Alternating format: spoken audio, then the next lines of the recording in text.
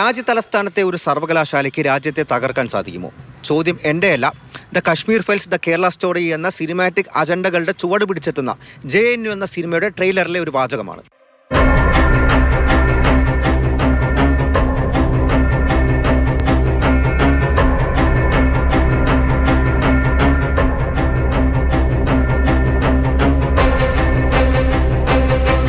വർഷങ്ങൾ കഴിഞ്ഞ് നാളെ ജവഹർലാൽ നെഹ്റു സർവകലാശാലയിൽ വിദ്യാർത്ഥി യൂണിയൻ തിരഞ്ഞെടുപ്പ് നടക്കും.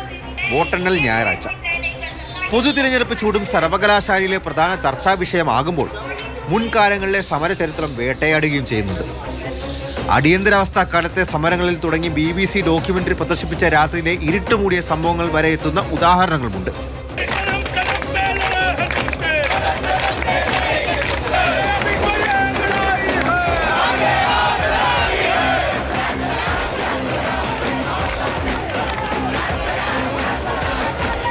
അതിനിടയിൽ എപ്പോഴോ ഉണ്ടായ പാർലമെന്റ് ആക്രമണ കേസിലെ പ്രതികളുടെ വധശിക്ഷയ്ക്കെതിരെ ചില സംഘടനകൾ നടത്തിയ പ്രതിഷേധം ഇന്ന് JNUവിനെ വേട്ടയാടാൻ മടങ്ങിയെത്തിയിരിക്കുന്നു.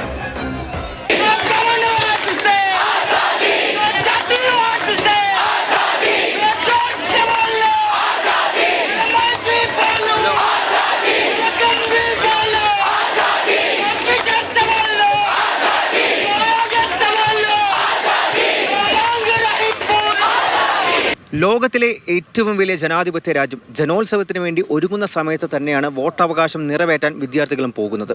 മത്സരം ABVPയും ഇടതുപക്ഷവും തമ്മിൽ. ആകെ 7500-ലധികം വോട്ടുകൾ. ഇടതുപക്ഷത്ത് SFI, ഐസ, ASF, DSF എന്ന സംഘടനകൾ.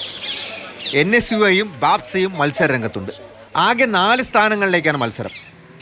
സ്റ്റുഡൻറ്റ് ഒരു GBM ഓർഗനൈസ് ചെയ്യും. അതിൽ സ്റ്റുഡൻറ്റ് കഴിഞ്ഞ വർഷത്തെ സ്റ്റുഡൻറ്റ് യൂണിയനാണ് വരുന്നത്.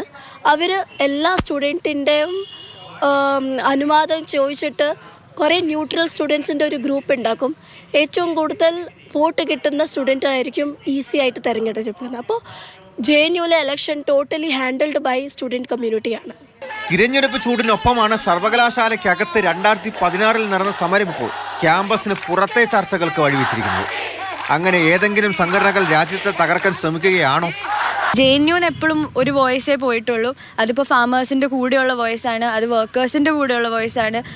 രാജ്യത്തിൽ മൈനോറിറ്റീസിൻ്റെ എതിരെ സെൻട്രൽ ഗവൺമെൻറ്റ്സ് ഉണ്ടാക്കിയ പോളിസീസ്, CNRC ആയിക്കോട്ടെ, ആൻറ്റി ഫാം ലോസ് ആയിക്കോട്ടെ, അതിനെതിരെയുള്ള വോയിസാണ് പോണത്. അതിനിപ്പോൾ എത്ര പ്രൊപ്പഗാൻഡ മൂവീസ് നടത്തിയാലും, നമ്മൾ എത്ര ആൻറ്റി നാഷണൽസ് വിളിച്ചാലും, അർബൻ നക്സൽസ് എന്ന് വിളിച്ചാലും, എപ്പോഴൊക്കെ SFI JNUവിലുണ്ടാവും, എപ്പോഴൊക്കെ ഇടത് ഓർഗനൈസേഷൻസ് ഇവിടെ ഉണ്ടാവും, ആ വോയിസ് എപ്പോഴും പോയിക്കൊണ്ടേയിരിക്കും. അപ്പോൾ JNU RSSന്റെ മറ്റൊരു പ്രൊപ്പഗൻഡയോ?